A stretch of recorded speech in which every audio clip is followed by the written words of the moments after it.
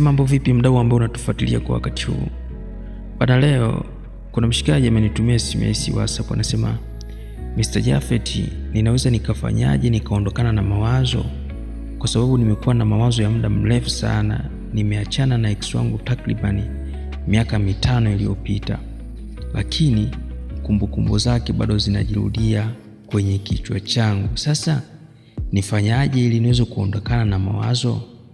Sasa mimi sikuwa na jibu la moja kwa moja, unaona. Nikasema ngoja kwanza nitakuja nijaribu kushare na wadau ambao wananifuatiliaga.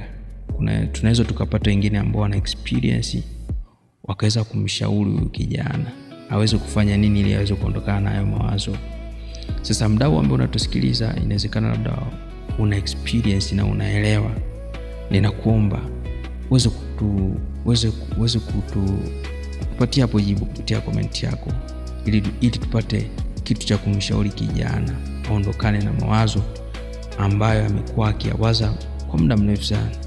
Kwa tunaomba comment zako hapo hivi rafiki yangu. Pia usiache kushare, kulike na kucomment kila tunapokuwa tunaachilia maudhui yetu kila siku. Hapana.